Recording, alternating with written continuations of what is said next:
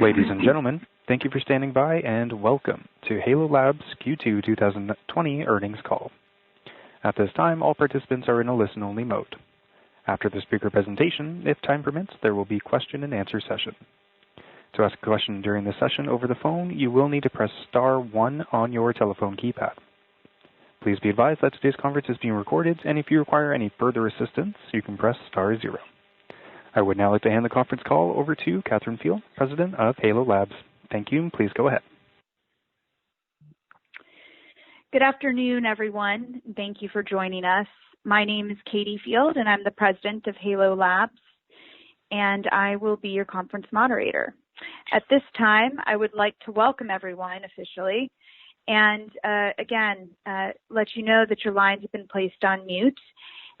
Basically, how this will go is we will have speaker remarks both from Kiran, Sidhu, our Chief Executive Officer, and Philip Vandenberg, our Chief Financial Officer. And after both have given their remarks and presentation, there will be a question and answer session, and you will be able to submit questions. Before we get started, though, I would like to remind the listeners that certain statements made during this conference call presentation may constitute forward-looking information and forward-looking statements within the meaning of applicable securities laws. These statements involve known and unknown risks, uncertainties, and other factors which may cause the actual results, performance, or achievements of Halo Labs and its subsidiary entities, or the industry in which it operates, to be materially different from any future results, performance, or achievements expressed or implied by such forward-looking statements. When used in this conference call presentation, such statements use words such as may, will, expect, believe, plan, and other similar terminology, and include, among others, statements regarding expected operating results, future growth, anticipated capital expenditures, corporate strategy, and proposed acquisitions. These statements reflect management's current expectations regarding future events and operating performance and speak only as of the date hereof.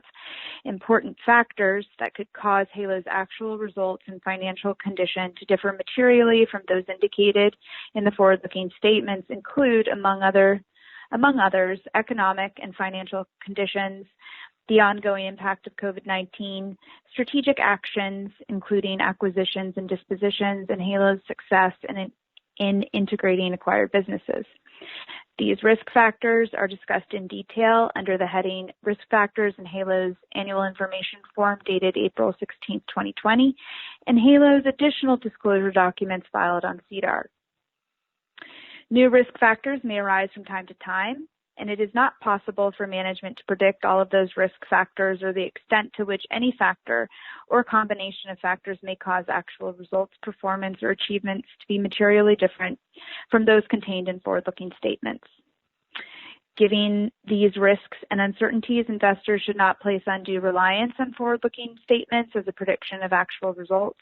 Although the forward-looking statements contained in this presentation are based upon what management believes to be reasonable assumptions, Halo cannot assure investors that actual results will be consistent with these forward-looking statements. The company undertakes no obligation to update or revise any forward-looking statements, whether as a result of new information, future events, or otherwise, other than as required under securities legislation. I will now turn the call over to Kiran, Sidhu, and Philip Vandenberg, who will, first Kiran and then Philip, be presenting the financial results for Q2. Thank you. Good evening, good afternoon, and good morning to everyone, depending on where you are in the world. My name is Kiran Sidhu. I am the co-founder, a director, and the CEO of Halo Labs. And what I'd like to do is change the way we've been doing these calls and focus more on overall strategy, where we've been, and where we're headed before we get into results. It's been a very challenging time for us, which started with the vape crisis and is continuing with COVID. And COVID, I would say, has been a personal journey, definitely for myself and Andreas, who both have, knock on wood, recovered from bouts with COVID. And so, I have a lot of sympathy and empathy for people who've suffered through this and what we're all suffering through, basically as humans with this pandemic. But the vape crisis and COVID has caused us to basically reshape the business. It was actually pivot or perish. And the first thing the vape crisis taught us was not to be solely dependent on our oil and concentrate business. So over the past 3 quarters, we have been aggressively diversifying our product offerings to include flower, pre-rolls, and edibles. The second thing it taught us was that given market conditions, to limit our scope. And what I mean by that is our geographic scope. So as on a North America basis, we're pretty much focused on Oregon and California. That being said, we have excellent assets in Nevada. Nevada suffered a little bit more from COVID, where California shrunk a little bit and Oregon's actually booming. So we've diversified our product offering into flowers, pre-rolls, and edibles. Edibles are, with the COVID crisis, what I can say in general, and specifically in Oregon and California, have been taking off. So we're really focusing, broadening our line there. The other thing I'm happy to report is that concentrate and oil demand has returned to normal levels in California and Oregon. In Oregon, it's actually growing, which has allowed us to turn back on Coastal Harvest, which was active in 2019 until about July or August of last year. Now with our superfiltration in place and our B2B wholesale distillate business growing again, you should see some positive impact from Coastal Harvest, which has essentially been sidelined since Q3 of last year and Q3 of this year. The other thing it's forced us to do, particularly in California, is verticalize. As dispensaries, have been hit by riots, have been hit by delivery only business versus being able to bring in clients, which has vacillated back and forth in California. We thought to ourselves to verticalize there. So in California, I'm happy to announce that as I'm speaking, a press release is going out on the closure of UVI. So we have our first indoor cultivation facility in our system that we're going to begin actively building. And we're doing that, which another press release is just going out with Terp Hogs. We're also looking at other cultivation assets in California. As you know, we have now manufacturing and oil capacity with UVI. We have cannabis processing capacity with UVI, and we have a large campus now in the Emerald Triangle, in the heart of the Emerald Triangle in Ukiah. And that's going to really help us because physically our distance between our Oregon headquarters and our Ukiah headquarters, as the crow flies, is a couple of 100 miles.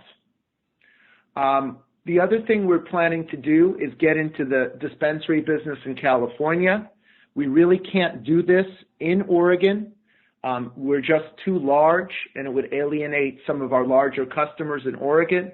But in California, while we're still smaller, say a top 20 player in the into the B2B dispensary sales business, we're finalizing our plans to, we're looking probably now at, close to 15 to 20 dispensaries that are for sale in California. And we're looking to open our flagship dispensary in Los Angeles, hopefully by the end of this year. And we're planning to commence build out at that NoHo dispensary in Q3. So again, to recap what I'm saying about North America, we have California, we have Oregon, In Nevada, we have licenses, one that we've fully paid for that we're waiting to transfer, which is a manufacturing license, and a cultivation license that we have optionality on. In Nevada, we're also looking at pursuing joint venture opportunities or outright sale of those licenses. We're leaning more towards joint venture opportunities at this point, like we've successfully done with Terpogs, now in California and in Oregon, like we've successfully done with OGDNA in Oregon and in Lesotho. We're looking for a joint venture partner of that status also in Nevada. Turning away from North America, and yes, we are actively looking to enter Canada through the acquisition of Kush Bar from High Tide and those development permits. But when we look at Canada, we're looking at doing it front to back as opposed to back to front, because in Canada, it seems that the dispensary players, Fire and Flower, High Tide, and others are performing relatively better than their manufacturing and cultivating peers.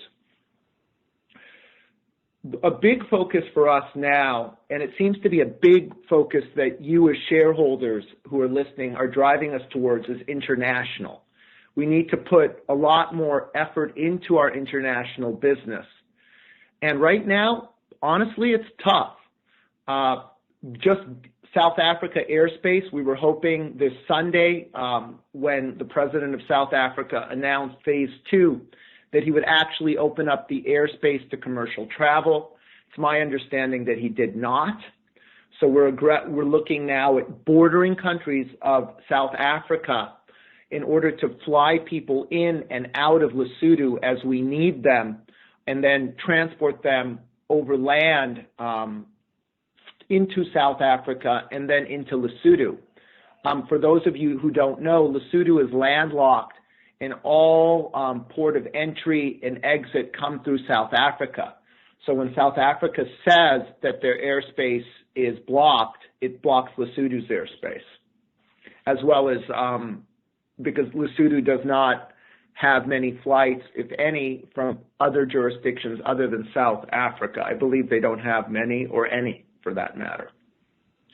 So there's a much more emphasis on Buffalo and international. Buffalo is really simple to us. We're cultivating there. We continue to grow. Now we have a large order from Medcan in Malta, and effectively we need to do two things there. We need to secure funding with that order in hand. Louisa, now our chairperson, the closing behind us. Louisa's having an aggressive go at getting that funding done over there. Then we need to get our GACP certification, which I personally and Andreas are working on every week. We hope to have that within, let's say, 8 to 12 weeks. And then we're off to the races selling product from Buffalo. CanMart, a lot of you have asked, is really critical to us because, again, as I say, we narrow our scope to Oregon, California, and potentially Nevada in the United States, and then Canada through the dispensary acquisition, and then reversing back in systematically into listing our products and selling them off to other dispensaries. Obviously, we'll have a good relationship with High Tide after this acquisition of Kush Bar.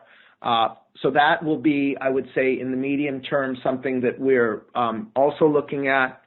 The same way we have to focus ourselves in our international pursuits. We have Lesotho, we have Buffalo in Lesotho. Arguably, it's one of the largest licensed grows in the world, if not the largest. We have to execute on that grow. You're not going to be seeing us buying other international grows abroad. Lesotho will be our base, and then we need to export. We need to export into Europe and the UK. Having CanMart is critical in that pathway, and then also looking at the UK, at the EU continent is critical. that initial order with Medcan.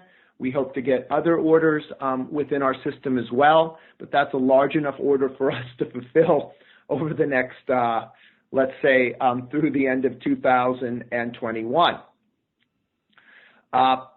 The one thing I'd like to favorably report is that CanMart is now live. So when we started the deal with CanMart, they were not live.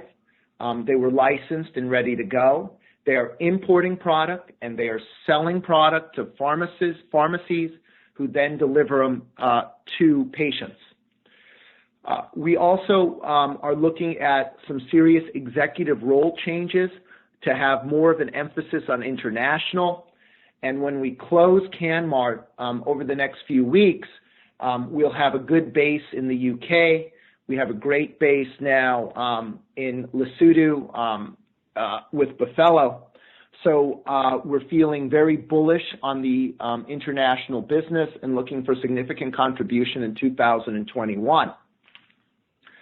So in terms of what I would call the three strategic focuses in the short term for the company is to close CanMart and the G-Easy deal, which is called Feel Better. So we have a high-end product line to complement Hush and the Terpogs, what I call professional product line that we'll be developing, and securing institutional or bank funding for the Buffalo expansion, as well as GACP certification, and then consolidating and growing market share in Oregon and in California, looking to expand ourselves now that our manufacturing, our indoors check the box, looking at outdoor greenhouse cultivation in California, probably in a joint venture, and then also looking at acquiring more dispensaries within California to verticalize. Now I'm going to turn it over to Philip. A lot of people have been concerned about dilution, but they don't understand the concept of acquiring things to be accretive. Some shareholders have also mentioned to me that they feel that myself and Philip and Andreas from time to time taking his salary in shares is dilutive. In my opinion, that aligns us with the shareholders. And as a shareholder, not as a director and as an officer, speaking in my capacity as a shareholder, I believe that the current market cap of around 70 million Canadian does not even adequately reflect the value of Buffalo and the potential there, least of all Oregon, California, potentially Canada, the UK, and other assets we have. But now I'm going to turn it over to Philip, and then Philip will delve into the results and also talk a little bit about this whole concept of dilution and how we view it, as many of you have concerns about it. Okay, thank you, Kiran. Before I do my presentation, let me just go into the subject that you just touched upon, the dilution. So the way we look at it is as follows. In this year, 2020, we have issued, in relation to acquisitions, we issued 183 million shares. And we break down our portfolio in three components. One is IP assets, and they would be like what happened in Q1 and Q2. There would be nasal beanoid, canal lift. They are platforms that are going to enhance other businesses. That represents 31% of the portfolio. Then we have developing assets, and that is, for example, is Buffalo. Buffalo represents 35% of the shares that have been issued so far in 2020. Whilst developing assets, so far in Buffalo, we have capitalized all costs until we are going to harvest. So once we're getting closer to harvesting and putting the plants in the ground and then develop it, then it will no longer be a developing asset. It becomes a cash generating asset. But right now we put it there. And then we have the revenue or cash generating assets, and that would include, for instance, MDT. That would also be Crimson and Black and NoHo. And when we close it, UVI will be included there too. That represents 34% of the shares that have been issued so far this year. So it's pretty kind of broadly evenly done. Now, about a third in IT, about a third in development, and about a third in cash-generating assets.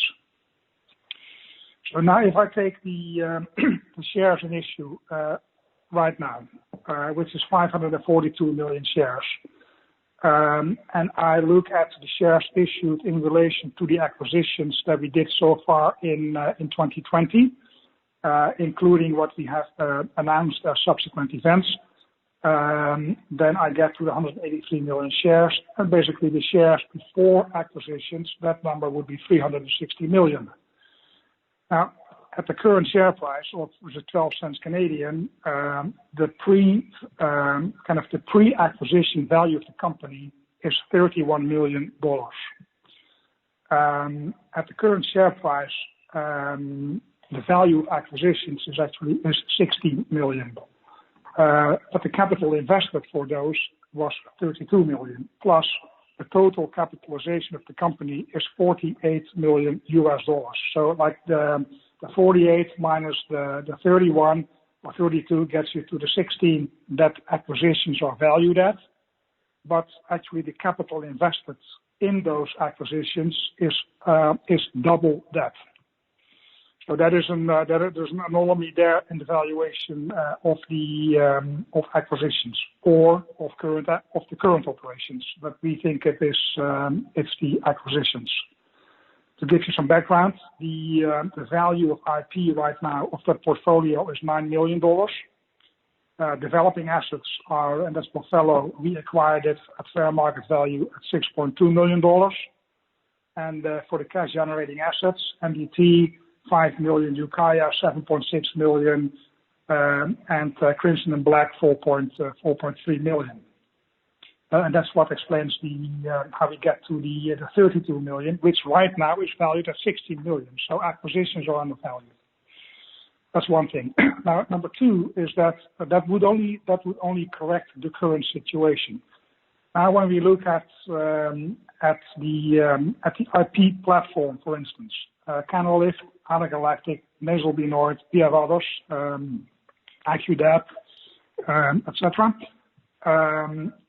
They don't do anything right now, but we acquire them as software and e-commerce platforms to enhance the current businesses that we have. So they will add to other companies. And just to make them non-dilutive, they represented 14%. All of that represented just 14% of the increase in shares. So if we can get a return on that investment in total of 9 million or 14% or more, it becomes non-dilutive, and that shouldn't be a hard task over time. Then MDT. MDT is a cash generating asset. That's just an example. MDT, when we acquired it, only added 5% to shares. So at the time it was dilutive, but now MDT generated revenues of 423,000 in Q1. MDT generated 1.1 million revenues in Q2. So it's really growing very fast, and its margins are improving. And we kept them low purposely because we were using MDT for now as a platform for other products to come in. So we gave discounts. That will start to disappear. MDT gets scaled up. MDT is going to work with UVI in California, and therefore we should expect that margins at MDT will continue to improve as we have already seen between Q2 and Q1. And also knowing that although it's only 5% of shares and of share capital, it's actually already 16% of revenue. So once you get this one right, it will very quickly show how undervalued it is. Buffalo added 15% to the shares that had to be issued in total.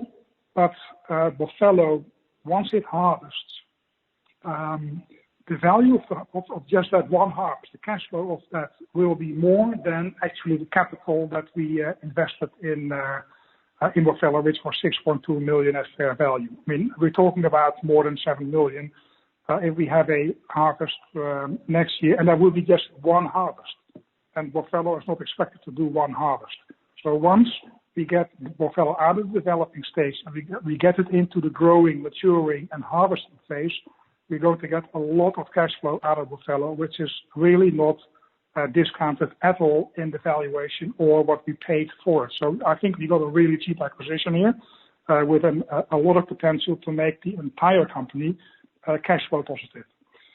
And those are just a few examples of how it shows how acquisitions that we've done are not appreciated by the market or are not valued the way they should be.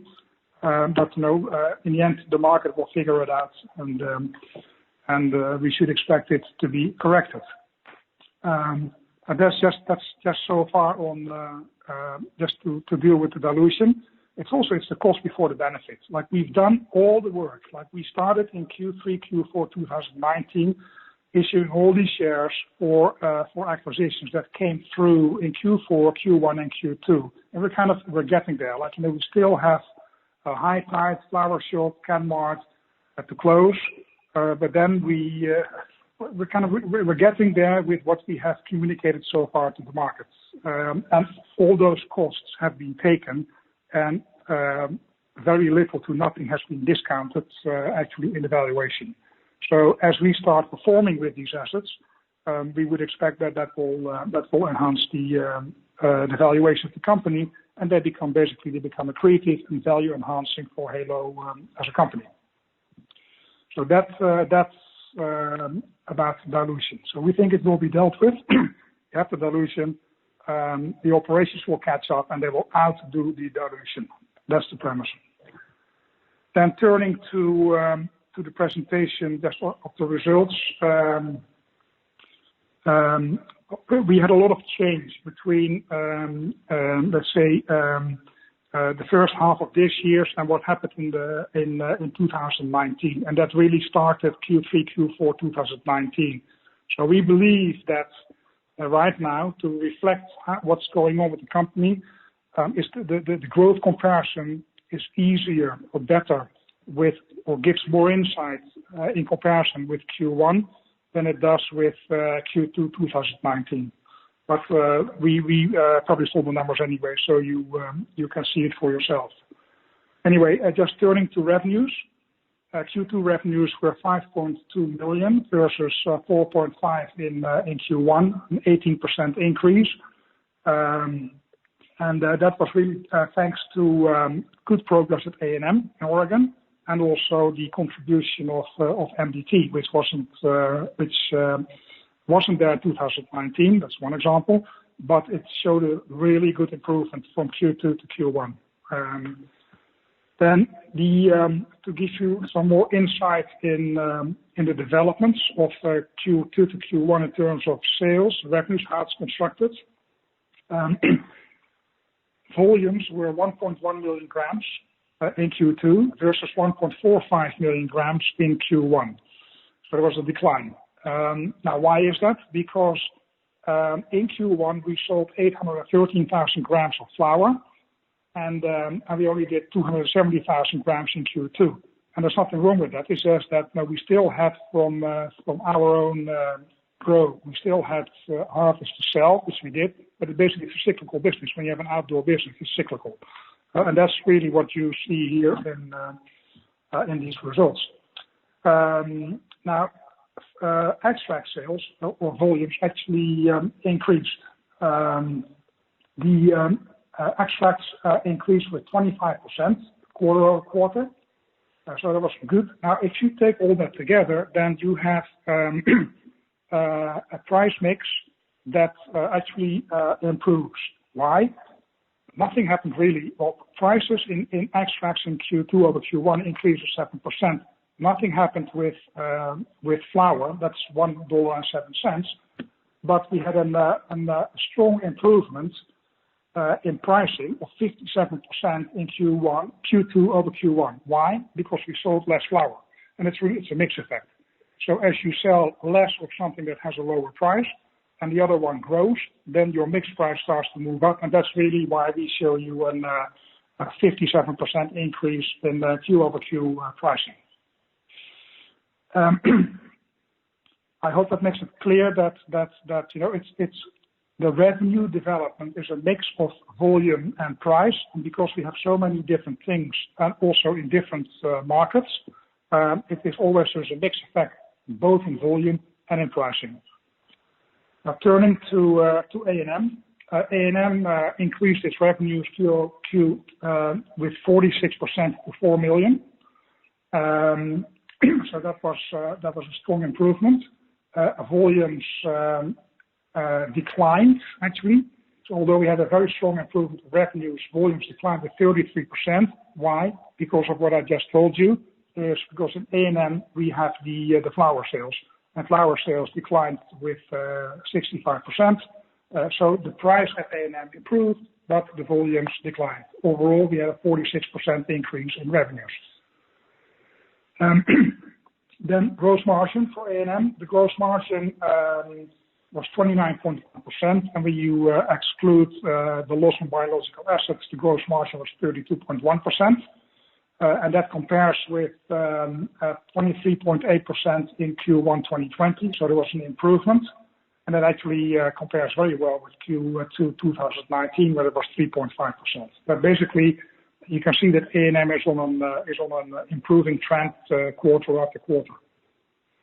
The improvement in the gross margin between Q2 and Q1, amongst other things, what mainly reflects a shift to higher margin products in the total mix.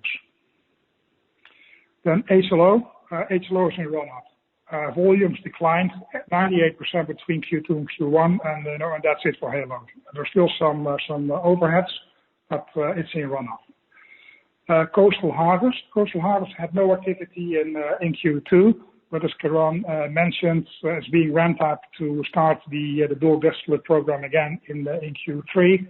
And that's one of the reasons that I'll get to later, is that we had to keep a basic infrastructure in place for Coastal Harvest. That of course doesn't help your OPEX when you don't, or basically your EBITDA when you have no revenues. But that has to be because we have to be ready to gear up again. MDT. MDT proved to be very good in Q2. It's generated revenues of 1.1 million versus 423 in Q1, so it's a 166% improvement Q over Q.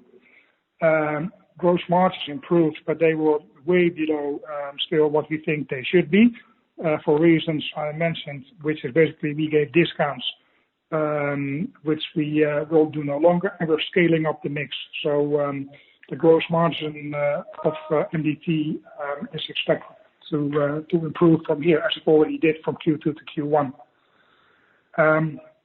Little bit of detail. MDT sold 120,000 grams of product versus 37,000 grams in Q1, so a strong improvement. The price that it sold at was $10.09 versus $10.38 in Q1. There was a small decline in live resin prices, but the main effect really was that within the mix, it sells distillate and live resin. Live resin grew faster than distillate. That had an impact on the overall mix price. And once UPI is added to the mix, I think we will have a very strong presence in California. Operating expenses, they showed a very good improvement. OPEX in Q1 was 4.99 million versus 7.2 million in Q1 2020, so a very strong improvement. A lot of that I've talked about it in the past, and we always mention it in the MD&A. There's a high component of non-cash elements in OPEX. So when you adjust for that, then OPEX was actually 3.7 million in Q2, and it was also 3.7 million in Q1. But Q1 OPEX includes a a reversal in G&A of 286,000 at A&M. We wrote about that in the MD&A in Q1, which was a reversal. So once you adjust for that, and actually operating expenses on an underlying basis, they show that Q2 was down versus Q1, so the trend was good there. The big components are always professional and corporate. Professional declined from 1.4 million to 1.4 million from 3.5 million, and that's really reflecting the fact that M&A activity came down because we've done already a lot of it, so not so much in Q2 versus Q1, and that helped. Then investor relations, they were 1.3 million in Q1 2020, and they were flattish, like $9,000 in Q2. And then share-based compensation, which it's a non-cash item, but it's included in that non-cash, which was 131,000 in Q1, but it was 705,000 in Q2. Then maybe another word on Coastal Harvest in there. Coastal Harvest has an overhead base of it showed in Q2 of $650,000, and in there is a number of about 350,000 in relation to professional, which had to do with the contract that we had for superfiltration to get it implemented. That will disappear. So there will be the cost, there will be the overhead for Coastal Harvests, but we think we can reduce it, but it needs to be there to support when we start the business up again, which we have just started doing. Then in terms of EBITDA, again, it showed a strong improvement Q on Q. The EBITDA, it's a loss still, was 3.96 million versus 7.4 million in Q1. Then if you take the non-cash items out of it, then the EBITDA loss was 2.6 million in Q2 versus 5.8 million in Q1. Looking at the operations, A&M was EBITDA positive. HLO is in runoff, and we just have to make sure that the overheads disappear there. Coastal Harvest, it will have to have an overhead, but as it starts to generate revenues, those will offset. And then we have corporate. Corporate was reduced from 5.7 to 2.68 million, and adjusted for non-cash items. I mean, a lot of consultants were paid in corporate are paid in shares. The overheads were 1.7 million, down from 5.6 million. So corporate, we be focusing on that, has been reduced a lot too. So that about EBITDA. EBITDA basically has shown it's still a loss, but it's on the right trend, and it's just getting better each quarter. Cash flow. The cash flow used in operations was just over 1 million, 1.1 million. That's the use, and then that was a substantial improvement over Q1, where we used 2.4 million in cash. The working capital development within that, there was an increase in Q2 of 500,000 after a decline of 1.25 million in Q1, but we're building up working capital again slowly, as we have been using a lot of it. But having said that,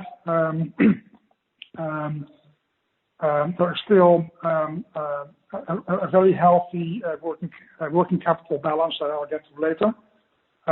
Proceeds from finance for 240,000. The available cash is 1.5 million. We have a credit facility of 14 million Canadian. So the total funds available for the company to run its operations is just under 12 million US. The cash burn is 347 in Q2 versus 750,000 in Q1.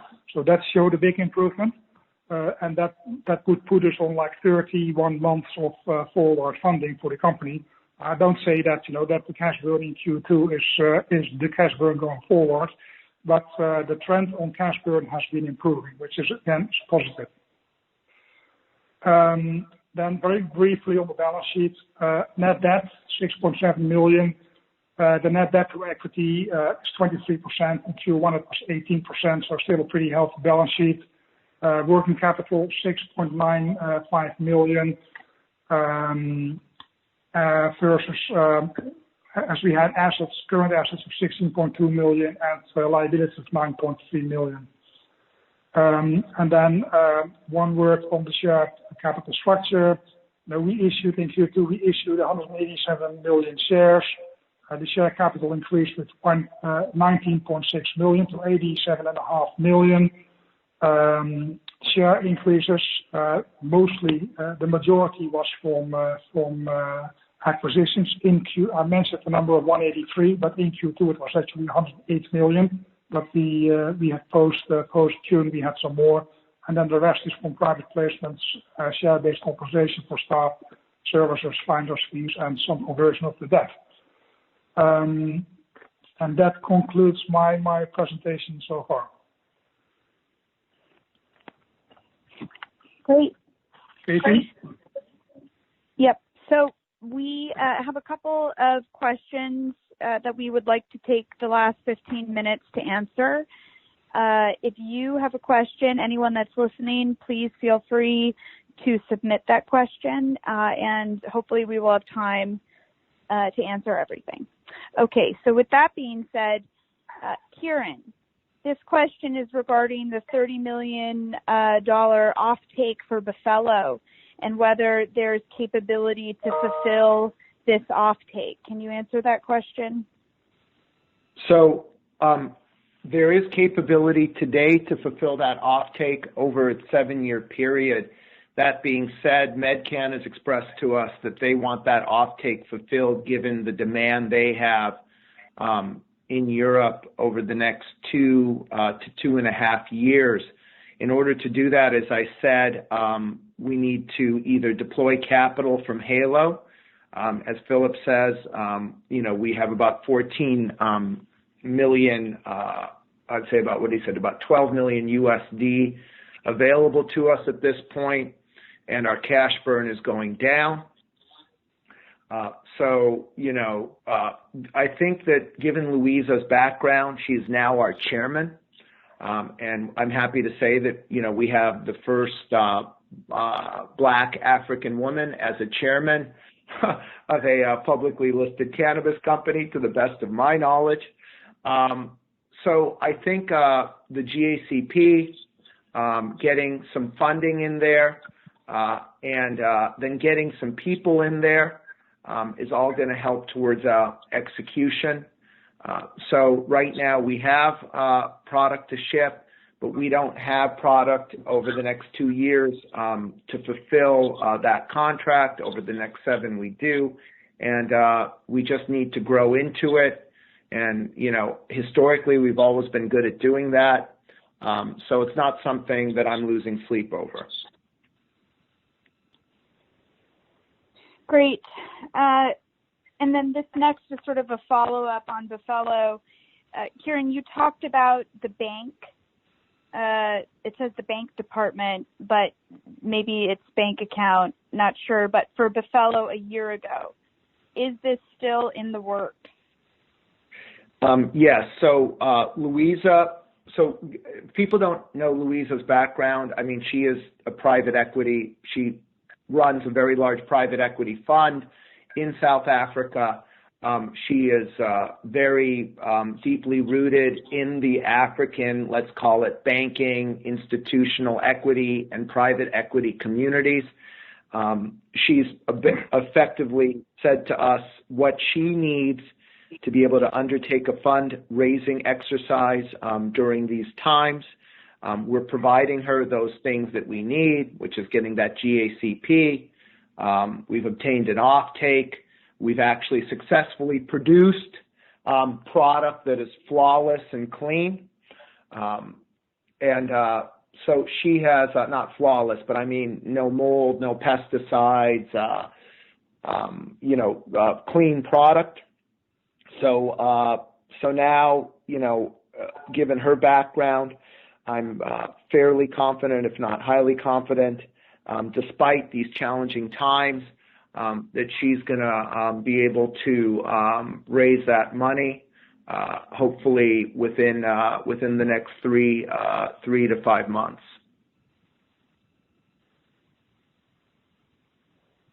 And then this next one is still regarding Basello. Do you have a build-out plan, or are you flexible to meet upcoming demand? So we have a very detailed build-out plan. Andreas Met, our co-founder, COO, and director, has been very active with it. We have an issue where we've made a deposit on a 1 hectare greenhouse, and that is sitting in, I believe, Australia or someplace, waiting to ship. We have alternate plans to do, California-style hoops, and we keep putting them up until that large greenhouse ships.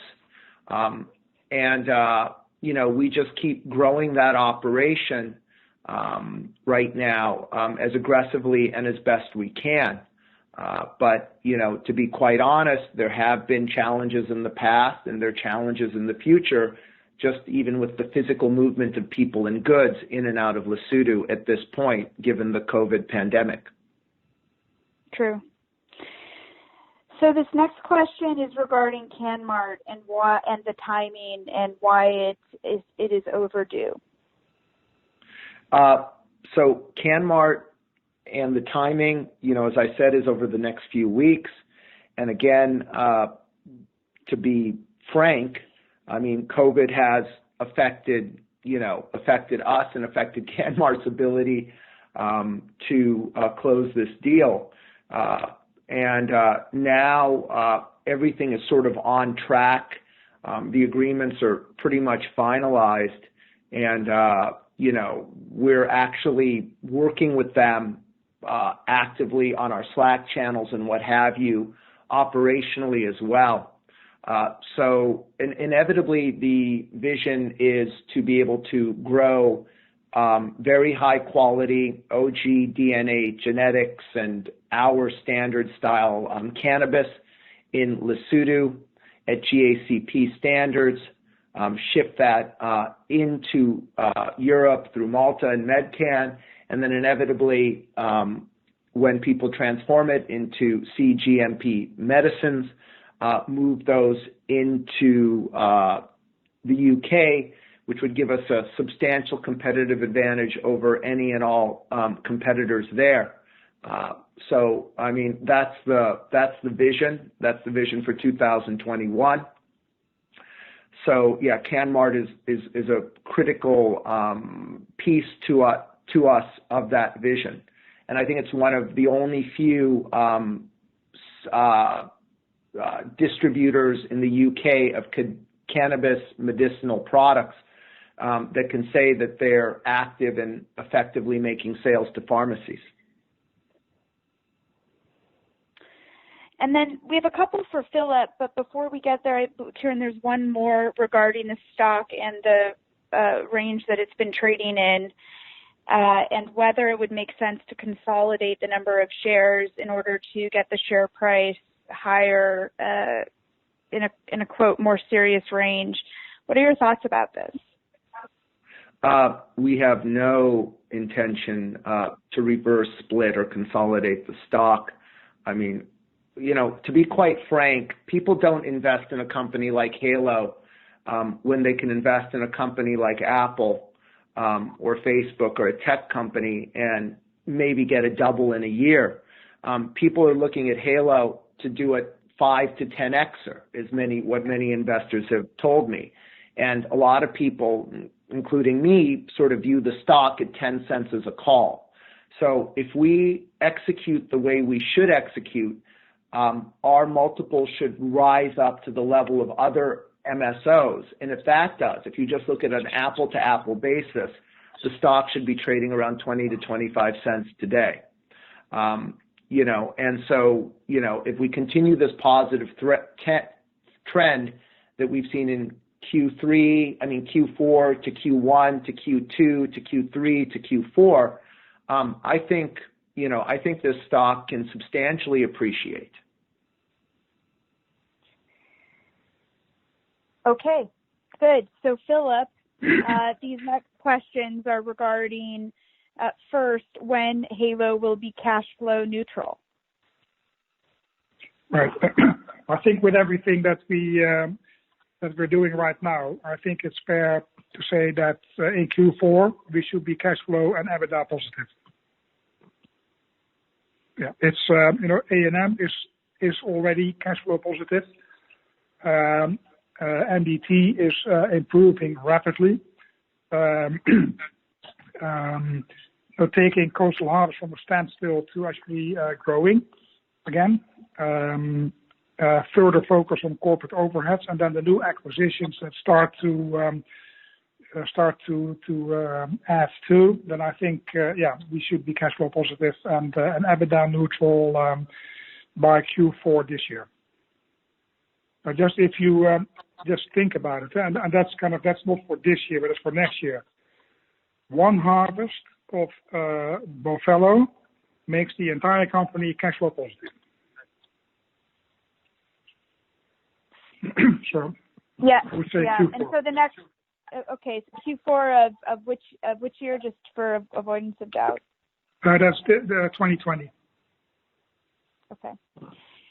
Great. And the follow-up question was, when will Halo be break even? But you touched on EBITDA neutral there as well. So maybe this means full investment. But anyway, is there anything that you'd like to add? The question was, when will Halo be break even? Yeah, I think Halo will be break even by Q4. Great. Why is there an impairment for every purchase? That's something that they were asking about. Okay, it's very much an accounting treatment. When we acquire something, sometimes you have to use an approach that's called the depreciating replacement value approach. And really, what you do there is you just try to value everything that's being done to get the asset where it is, but it doesn't really say anything about its potential. So if you had to hire a programmer, if you had to hire this, that, whatever, and that gets you to a certain value, that cost is the value that under IFRS you have to use to value the acquisition. That may not actually be the price you pay, because we think that if we pay more, then it is because we think more is going to happen, or something is going to come out of this. So therefore, there would be there's a difference. Now, accounting tells you impair it, and then as we see it progressing, then we kind of unimpair it. You start to add it back. It's like we had the same issue with NDT. We did we closed the acquisition. We had in Q1 we had an impairment of some inventory. That's just an accounting measure because the inventory is still there, and we alerted to this in the earnings call for Q1. We may actually use that inventory in the superfiltration program, and it will be reappraised. So the impairment could be reappraised. So it's accounting. It's nothing else. Okay, great. This last one, Kiran, the audience is wondering about old partnerships and if we have an update on them, such as Kaliva or any of the others that you wanted to comment on. Well, I think people have addressed three specifically. Kaliva, I think, remains a client of the company. I'd have to check with the salespeople in California. As we've mentioned before, we've substantially grown our sales force in California. I think in Q1 we had 1 or 2 salespeople. Now I think we're up to 6 to 8 in California. What else? Falcon. Falcon, now that we're starting to sell bulk distillate, given the fact that 2 out of 3 of their principals are, shareholders of Halo, I think that's helpful. So as we have distillate coming off the lines now in Coastal Harvest again, I think that, that partnership will be re-engaged. We looked at BDS data, and if you add up flower and pre-roll data in California, combine it, it looks like Falcon is probably the number one company in both of those categories. So maintaining that relationship with Jim, Edlin, and Ryan is pretty key. The third thing is that a lot of people have been asking about CBD and Greenie and other of our CBD ventures we announced last year. As a result of our sort of narrowing of focus, we don't have any initiative to go into CBD. That being said, I'm right now pressing the OG DNA guys for some of their high-yielding cannabis CBD strains, because we have a unique position in Lesotho, and the only other place in the world I think you're able to do this is Vermont, ironically, where I can grow a cannabis plant that yields high in CBD, or we can, and THC, and I can strip both. THC I sell through the INCB or UN protocols off to Malta or other African nations, but the CBD is much more of a free market, and that CBD product I can actually even sell into South Africa. There is still opportunity in CBD, but for us to start putting in CBD manufacturing, working with CBD websites is not something that we plan to do at this point. That being said, if we can grow plants and on the same stick, as we call it, or plant, we can extract high levels of CBD and just call it the C-type oils, as well as THC at some point. That's very attractive to us in Buffalo or in Lesotho. Great. Well, it looks like we've already taken up the hour, but I did want to make sure that no one had further questions. So if the host can chime in here, it didn't look like anyone was in the queue, but it would be nice to confirm that before we concluded. Sir, there are currently no questions over the phone. Great. Well, Kiran, would you like to? Okay, I'd like to thank everyone for attending.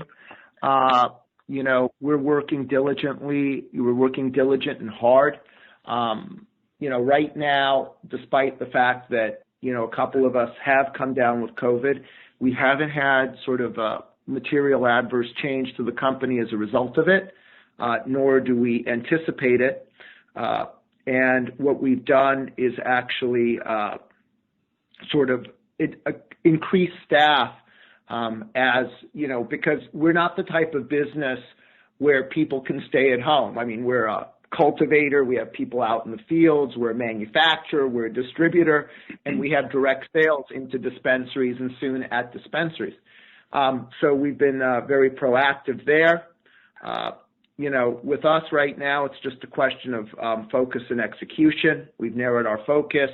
Our results, Q4, Q1, and Q2 show our ability to continue to improve on an executional basis. So I thank you all for your continued support, and hopefully we can continue to deliver positive results as we have been doing over the last 3 quarters.